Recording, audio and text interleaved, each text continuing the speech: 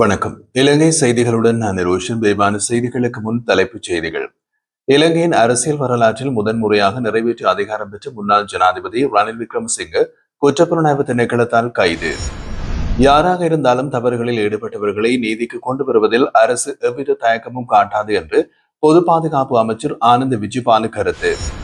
யாழ்ப்பாணத்தில் வரும் செப்டம்பர் 1ஆம் தேதி முதல் கடவுச்சீட்டு வழங்கும் பணிகள் அதிகாரப்பூர்வமாக ஆரம்பம். பயங்கரவாத தடை சட்டத்தை நீக்குவதற்கான சட்டமூலம் எதிர்வரும் செப்டம்பர் மாதம் முதற் பகுதியில் வர்த்தமானியில் வெளியிடப்படும் என்று வெளிவிவகார அமைச்சர் தெரிவிப்பு. தொடர்வது விரிவான செய்திகள். இலங்கையின் அரசியல் வரலாற்றில் முதன்முறையாக நிறைவேற்று அதிகாரம் பெற்ற முன்னாள் ஜனாதிபதி ஒருவர் கைது செய்யப்பட்டுள்ளார். முன்னாள் ஜனாதிபதி ரணில் விக்ரமசிங்கே இன்றைய தினம் குற்றப்புலனாய்வு திணைக்களத்தில் முன்னிலையான போது சுமார் 4.5 மணி நேர விசாரணைக்கு பின்னர் அவர் கைது செய்யப்பட்டிருந்தார்.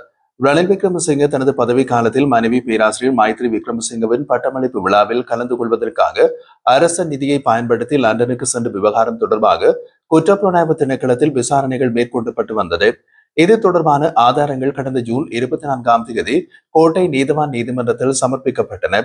தொடர்ந்து முன்னாள் ஜனாதிபதி ரணிலின் தனிப்பட்ட செயலாளராக இருந்த சாண்ட்ரா பெரேரா மற்றும் முன்னாள் ஜனாதிபதியின் செயலாளர் சமன் ஏக்கநாயக்க ஆகியோரிடமிருந்தும் வாக்குமூலங்கள் பதிவு செய்யப்பட்டிருந்தன. இந்த நிலையில் விசாரணைக்காக இன்றைய தினம் அழைக்கப்பட்ட ரணில் விக்ரமசிங்கே கைது செய்யப்பட்டுள்ளார். கோட்டாபய ராஜபக்சவின் ஆட்சி கவிழ்ப்புக்கு பின்னர் ஆட்சியினை ஏற்று ரணில் விக்ரமசிங்கவின் கைது இலங்கை அரசியல் வரலாற்றில் வெறும் சம்பவமாக மட்டுமல்லாமல் சர்வதேச அளவிலும் கவனத்தை ஈர்த்துள்ளது. இதேவேளை முன்னாள் ஜனாதிபதி ரணில் விக்ரமசிங்கே கைது செய்யப்பட்டதற்கு எதிராக பௌத்த பிக்கு ஒருவர் தலைமையிலான குழுவினர் இன்று குற்றப்புலனாய்வு திணைக்களத்தின் முன்பாக கூடி ஆர்ப்பாட்டத்தில் ஈடுபட்டனர். இந்த நிகழ்வில் கலந்து கொண்டிருந்த பௌத்த பிக்கு ஒருவர் ஊடகங்களுக்கு கருத்து தெரிவித்த போது, நாட்டின் அரசியலில் முக்கிய பங்காற்றிய தலைவரை இவ்வாறு அவமதிப்பது ஏற்றுக்கொள்ள முடியாதது. குற்றப்புலனாய்வு திணைக்களத்தை நிறுவியரே அவர்தான். அவர் குற்றவாளி அல்லது மோசடிக்காரராக இருந்திருந்தால் இவ்வாறான ஒரு நிறுவனத்தை ஆரம்பித்திருக்க முடியாது. இத்தகைய ஒரு அரசாங்கத்தை ஏற்படுத்திக் கொண்டதில் நாங்கள் இன்று வருத்தப்படுகிறோம் என்றும் அவர் தெரிவித்திருந்தார். ரணில் விக்ரமசிங்கவின் கைது தொடர்பாக நாட்டின் பல்வேறு அரசியல் மற்றும் சமூக வட்டாரங்களில் எதிர்வினைகள் வெளிப்படுகின்றன. அதே நேரம் கைது செய்யப்பட்ட முன்னாள் ஜனாதிபதி ரணில் விக்ரமசிங்கே நீதிமன்றத்தில் முற்படுத்தப்படும் நிலையில் கோட்டையும் நீதவான் நீதிமன்றத்தை சுற்றி பாதுகாப்பு பலப்படுத்தப்பட்டிருந்தமை குறிப்பிடத்தக்கது. முன்னாள் ஜனாதிபதி ரணில் விக்ரமசிங்கே கைது செய்யப்பட்டதை அடுத்து சட்டம் அனைவருக்கும் சமமாக பயன்படுத்தப்படும் என்று பொது பாதுகாப்பு அமைச்சர் ஆனந்த் விஜயபால தெரிவித்துள்ளார். இன்று கைது செய்யப்பட்ட ரணில் விக்ரமசிங்கே தனது ஜனாதிபதி காலத்தில் ஐக்கிய ராஜ்யத்திற்கு தனிப்பட்ட பயணத்திற்காக அரச நிதியை தவறாக பயன்படுத்தியதாக குற்றம் சாட்டப்படுகின்றார். இந்த விவகாரத்தை ஒட்டி ஊடகங்களுக்கு கருத்து தெரிவித்து ஆனந்த் விஜயபால, முன்னாள் ஜிஐபி மற்றும் டிஜிபி அமைச்சர்கள், நாடாளுமன்ற உறுப்பினர்கள் அல்லது முன்னாள் ஜனாதிபதிகள் யாராக இருந்தாலும் சட்டத்தின் முன் சமமாக நடத்தப்படுவார்கள். தவறுகளில் ஈடுபட்டவர்களை நீதிக்கு கொண்டு வருவதில் அரசு எவ்வித தயக்கமும் காட்டாது என்று வலியுறுத்தினார். ரணில் விக்ரமசிங்கவின் கைது இலங்கை அரசியலில் வரலாற்று சம்பவமாக மாறியுள்ள நிலையில் அரசாங்கத்தின் இந்த நிலைப்பாடு அரசியல் வட்டாரங்களில் பெரும் கவனத்தை ஈர்த்துள்ளது. இதேவேளை ரணில் கைதும் அதைத் தொடர்ந்து பொது பாதுகாப்பு அமைச்சர் வெளியிட்டுள்ள கருத்தினதும் அடிப்படையில் மோசடி மற்றும் ஊழலில் சிக்கியிருக்கும் ஏனைய முன்னாள் ஜனாதிபதிகள் மற்றும் அமைச்சர்கள், நாடாளுமன்ற உறுப்பினர்களுக்கு ஒரு மறைமுகமான எச்சரிக்கை கொடுக்கப்பட்டுள்ளது. யாழ்ப்பாணத்தில் வரும் செப்டம்பர் மாதம் 1ஆம் தேதி முதல் கடவுச்சீட்டு வழங்கும் பணி ஆரம்பமாக உள்ளதாக அதிகாரப்பூர்வமான தகவல்கள் வெளியாகியுள்ளன. யாழ்ப்பாண மாவட்ட செயலக கச்சேரி அருகிலுள்ள நல்லூர் வீதியில் கடவுச்சீட்டு அலுவலகத்திற்கான பிரத்யேகமாக ஒதுக்கப்பட்ட கட்டிடத்தின் நிர்மாண பணிகள் நிறைவடைந்துள்ளது. இதனையடுத்து அடுத்த மாதம் முதல் சேவைகள் தொடங்கப்பட இருப்பதாக தெரிவிக்கப்படுகின்றது. உள்ளூராட்சி தேர்தல் பரப்புரைக்காக யாழ்ப்பாணத்திற்கு வருகை தந்திருந்த போது ஜனாதிபதி அனுருகுமார திசாநாயக்க யாழ்ப்பாணத்தில் கடவுச்சீட்டு அலுவலகம் ஒன்றை நிறுவுவதாக வாக்குறுதி அளித்திருந்தார். மேலும் குடிவரவு குடியகழ்வு திணைக்களத்தின் பிராந்திய அலுவலகத்தை யாழ்ப்பாணத்தில் நிறுவுவதற்கான யோசனையை பொதுமக்கள் பாதுகாப்பு மற்றும் நாடாளுமன்ற விவகாரங்கள் அமைச்சரும் முன்வைத்திருந்தார். அதற்கு கடந்த ஏப்ரல் மாதம் அமைச்சரவை அனுமதி வழங்கியிருந்தமை குறிப்பிடத்தக்கது. முன்னாள் கல்வி அமைச்சர் அகிலவிராஜ் காரியவசம் இன்றைய தினம் லஞ்ச ஊழல் மோசடி தவிர்ப்பு விசாரணை ஆணைக்குழுவில் முன்னிலையானார். அவர் கடந்த அரசாங்கத்தின் ஆட்சி காலத்தில் இடம்பெற்றதாக கூறப்படும் மோசடி தொடர்பான விசாரணைகளுக்காக ஆணைக்குழுவில் முன்னிலையாகி வாக்குமூலம் ஒன்றை வழங்கியுள்ளார். அவருக்கு எதிராக ஐக்கிய தேசிய கட்சியின் புனரமைப்பு பணிகளில் அரசு பணியாளர்களை ஈடுபடுத்தப்பட்டதாக குற்றச்சாட்டு சுமத்தப்பட்டுள்ளது.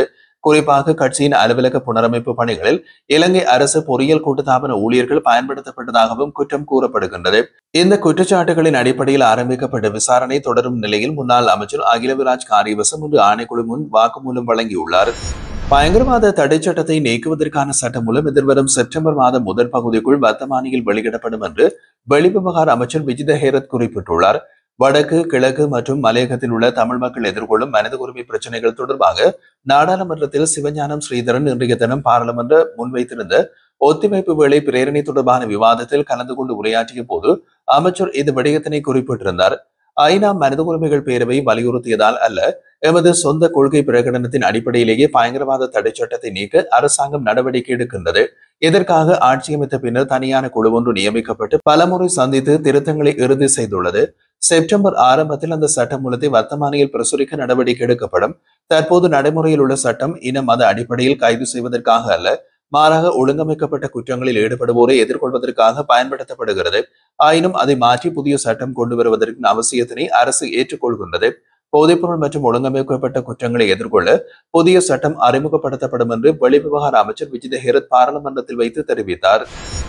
மலேக மக்களுக்காக ஹட்டன் பிரகடனம் ஊடாக வழங்கிய வாக்குறுதிகளை நிறைவேற்றுவதில் தேசிய மக்கள் சக்தி அரசாங்கம் இதுவரை நடவடிக்கை எடுக்கவில்லை என்று தமிழ் முற்போக்கு கூட்டணியின் தலைவர் மற்றும் நாடாளுமன்ற உறுப்பினர் மனோ கணேசன் தெரிவித்துள்ளார்.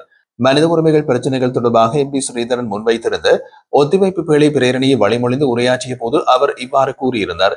மலைய மக்களை பற்றி கருத்து தெரிவித்த போது மனோ கணேசன், நல்லாட்சி காலத்தில் நாங்கள் பல உரிமை சார்ந்த திட்டங்களை முன்னெடுத்துள்ளோம். மலையக அதிகார சபை, பிரதேச செயலகங்கள், காணி உரிமைகள், பாடசாலைகளுக்கு நிலம், தனி வீடுகள், இந்தியாவுடன் அபிவிருத்தி பேச்சுவார்த்தைகள் உள்ளிட்ட பல முன்னேற்றங்களை எட்டினோம். பெருந்தோட்ட மக்களின் பிரச்சனைகள் தொடர்பாகவும் கூடுதல் கவனம் செலுத்தப்பட வேண்டும். 2022ஆம் ஆண்டிலே குடியுரிமை பிரச்சினை தீர்க்கப்பட்டது. அதேபோல் ஹட்டன் பிரகடனத்தில் குறிப்பிடப்பட்ட காணி, கல்வி, சுகாதாரம், வருமானம், வறுமை ஒழிப்பு போன்ற பல விடயங்கள் இதுவரை நடைமுறைக்கு வரவில்லை. ஒரு வருடம் நெருங்கும் நிலையில் இன்னமும் நடவடிக்கை எடுக்கப்படவில்லை. எனவே இனிமேலும் அரசாங்கம் உடனடி நடவடிக்கை எடுக்க வேண்டும். வீட்டு உரிமையும் காணி உரிமையும் மலைய மக்களுக்கு அவசியமானது. மேலும் நுரலியா மாவட்டத்தில் மஸ்கலியா மற்றும் கிழங்கன் வைத்தியசாலைகளை இணைத்து சிறந்த சுகாதார சேவை வழங்குமாறு சுகாதார அமைச்சரிடம் கூறுகின்றேன். மலையக அதிகார சபையை பல கஷ்டங்களுக்கு பின் கொண்டு வந்தோம். அதனை பாதிக்க வேண்டாம் என்று வலியுறுத்துவதாக மனோ கணேசன் தெரிவித்துள்ளார். 2025ஆம் ஆண்டு ஜனவரி மாதம் 1ஆம் தேதியிலிருந்து ஆகஸ்ட் 20ஆம் தேதி வரையிலான காலப்பகுதிக்குள் 15,15,043 சுற்றுலா பயணிகள் நாட்டிற்கு வருகை தந்துள்ளதாக இலங்கை சுற்றுலா அபிவிருத்தி அதிகார சபை தெரிவிக்கின்றது.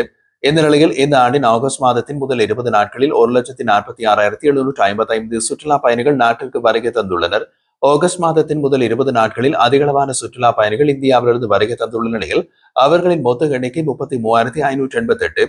மேலும் ஐக்கியராஜ்யத்திலிருந்து 15,726 சுற்றுலா பயணிகளும், இத்தாலியிலிருந்து 10,501 சுற்றுலா பயணிகளும், சீனாவிலிருந்து 6,299 சுற்றுலா பயணிகளும், பிரான்சிலிருந்து 8,966 சுற்றுலா பயணிகளும், ஜெர்மனியிலிருந்து 8,819 சுற்றுலா பயணிகளும் இலங்கைக்கு வருகை தந்துள்ளதாக சுற்றுலா அபிவிருத்தி அதிகார சபை தெரிவித்துள்ளது.